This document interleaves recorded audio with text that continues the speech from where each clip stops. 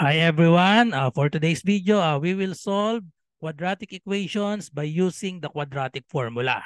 So meron tayong 4 examples, gagamitin natin itong formula. Na-derive natin ito, yung last video, dinerive natin ang formula na ito, nanggaling lang po ito sa completing the square. So kailangan nyo lang kabisaduhin ito, x equals negative b plus or minus square root of b squared minus 4ac all over 2a. So paano ba ang technique para makabisado yan? Meron po tayong kanta dyan to the tune of Jingle Bell para madaling makabisado. Okay, so yung mga naging estudyante ko dati sigurado ay alam pa nila tong kanta na to. Okay, so kantahin natin to the tune of Jingle Bell, quadratic formula. So ito yung kanta dyan. X equals negative b plus or minus radical b squared minus 4ac all divided by 2a. Okay, so yun po ang kanta niyan. So sana ay makatulong yung kanta na yun para madali nyong makabisado ang quadratic formula dahil ang kagandahan sa quadratic formula, lahat ng quadratic equations ay pwedeng gamitin ito. So although yung factoring kasi pag factorable pinakamadali yung factoring, pero kung medyo nahihirapan kayo sa factoring dahil trial and error yon, pinakamaganda na lang ay kabisaduhin ang quadratic formula. So yung formula na yan dahil applicable yan sa lahat. Okay, so sagutan natin ang number 1. Okay, so syempre ang first step natin in solving quadratic formula, kailangan naka-standard form muna. Kagaya ng 1 and 2, naka-standard form na, yung 3 and 4 hindi pa. Okay, so number 1, x squared plus 10x plus 9 equals 0. Obviously, isang tingin lang, kita nyo na pwedeng masolve ito using factoring. Kasi factor ng positive 9 ay 9 times 1, positive parehas. So yun na agad yung solution dyan kung alam nyo yung factoring, di ba? So magiging solution, expect na natin negative 9 and negative 1. So gagamitin natin ang quadratic formula. So alamin muna natin ang mga values ng A, B, and C. So A, B, and C yung mga coefficients. Okay? So ang A, coefficient ng x square, pag wala, ibig sabihin nun 1. Ito yung B natin. So ito yung A, meron niyang invisible na 1, B, and then ito yung C. So 1, 10, and 9. So i-substitute lang natin sa formula. X equals negative B plus or minus radical b squared minus 4ac all divided by 2a. Okay, so yan ang kanta para makabisado agad. I-substitute lang natin ang ating mga values ng a, b, and c. So yung negative kasama sa formula yan, may negative talaga. So yung b natin is 10 plus or minus. So kunin natin ang square root ng b squared. So 10 siya. 10 squared minus 4. Ano ang value ng A? The value of A is 1. Lagay ng parenthesis. C is 9. So parenthesis ulit. Naka-multiply. All over 2 times A, 1 ulit. So simplify lang natin yung nasa loob ng radical natin. So we have 10 squared. So 10 times 10 is 100. Minus 4 times 1 times 9. That is equal to 36. Kailangan perfect square yung makuha natin dyan. Okay, over 2. 2 times 1 is 2. So therefore, we have negative 10 plus or minus 100 minus 36. So eksakto yan, 64 over 2. And then, so pagpatuloy natin dito, x equals, kunin lang natin ang square root, negative 10 plus or minus, perfect square ang 64, square root of 64 is 8 over 2. So therefore, dalawa ang solution natin.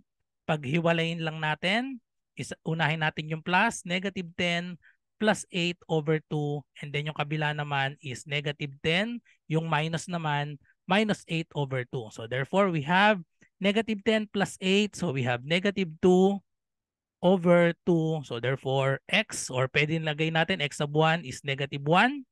Yung unang root natin or solution. And then x sub 2 is equal to negative 10 minus 8, negative 18 over 2. So ayan, x sub 2 is equal to negative 9. So dalawang solution natin, negative 1 and negative 9. So kung kabisado nyo nga yung technique na factoring, sabi ko nga kanina, ang factor lang nito 9 times 1. Tapos solve nyo, so magiging sagot negative 1 and negative 9. Okay, so next, number 2. So we have 2x squared minus 7x plus 8 equals 0. Naka-standard form na siya. So naka-standard form na. So kunin na lang natin ang values ng A. So A is 2.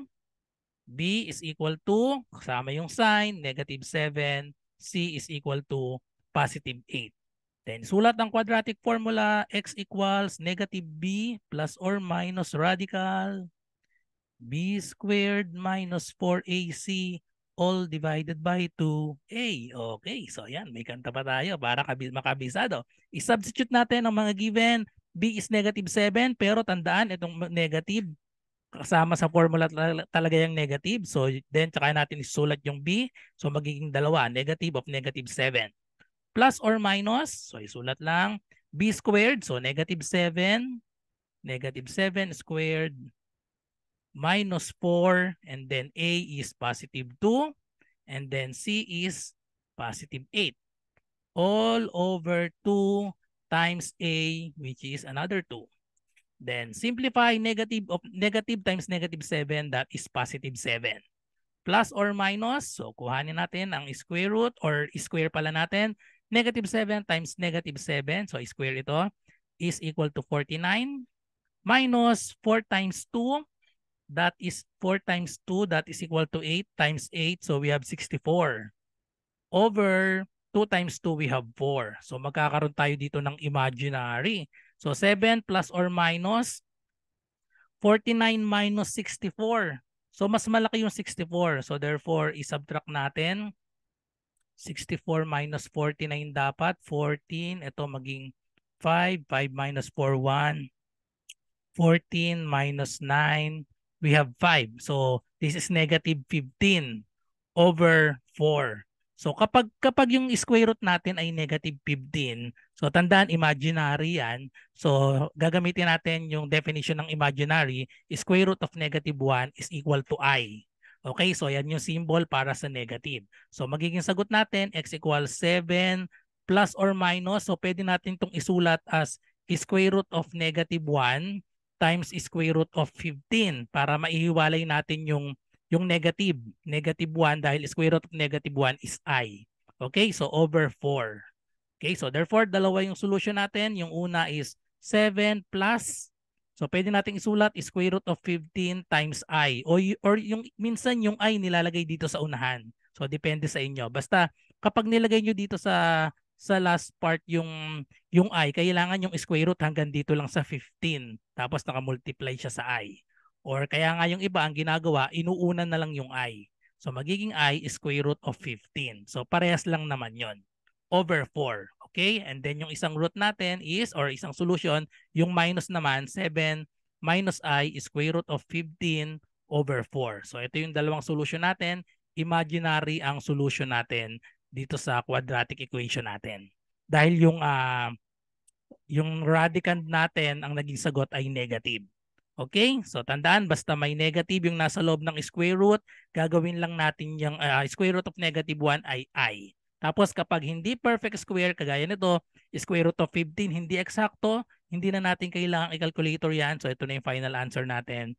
Pwedeng pag-isahin lang yan, 7 plus or minus I square root of 15 over 4. Okay, so kung pinapa-approximate sa inyo, edi i-calculator lang yan. Okay, so next number 3. So for number 3 ay hindi pa siya naka-standard form.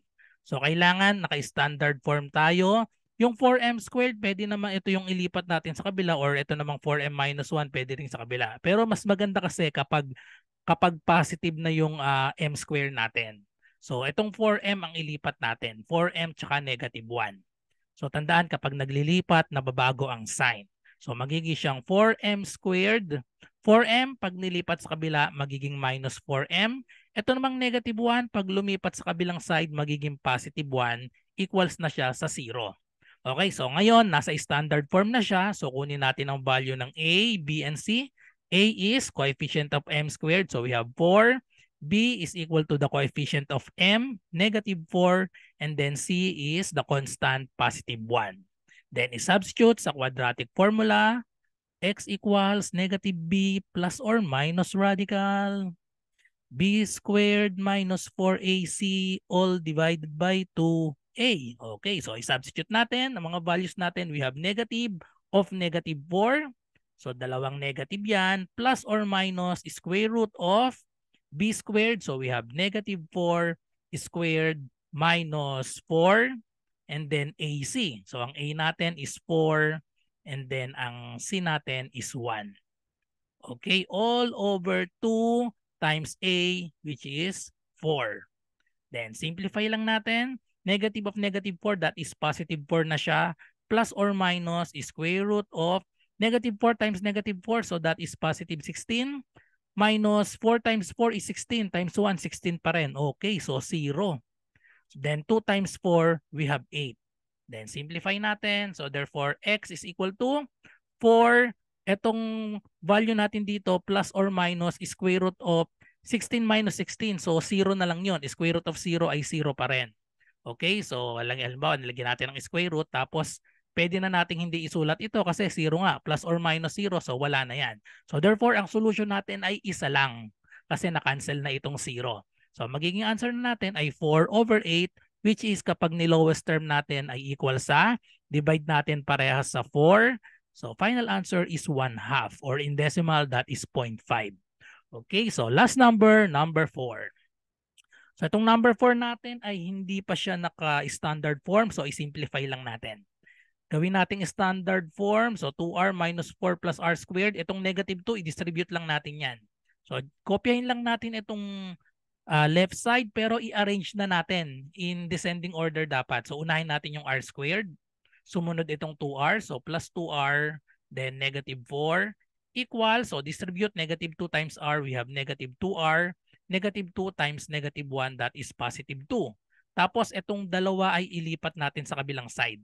Or add 2r to both sides para makancel ito. Add 2r, so itapat na natin dito sa 2r. Tapos ito naman, we have positive 2, so negative 2 dapat para maging 0. So itapat na natin dito negative 2. Tapos ito, 0 na yan. 2 minus 2, 0 na rin yan.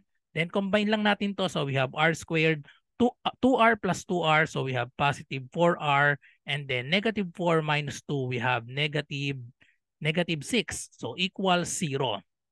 So ngayon, factorable ba siya? Hindi siya factorable, ano? So kasi ang factor na to 6 and 1 tsaka 3 and 2, hindi siya magiging 4. So gamitin natin ang quadratic formula. Ang value ng A, walang coefficient yung r squared. Ibig sabihin nun 1. B equals coefficient of r 4, and then C is equal to negative 6. Then use the quadratic formula. Kantahin natin. X equals negative B plus or minus radical B squared minus 4AC all divided by 2A. Okay, substitute lang natin. Substitute the given. So we have negative B, so that is 4, plus or minus is square root of B squared. So we have 4 squared minus 4, the value of A and C, 1 and negative 6. So we have 1 times negative 6 all over 2. Oops. All over 2 times the value of A, we have 1. Then simplify. So simplify natin. X equals negative 4 plus or minus square root of 4 squared, that is 16. And then we have dalawang negative. Negative 4 tas may negative dito. So dalawang negative, magiging na siyang positive.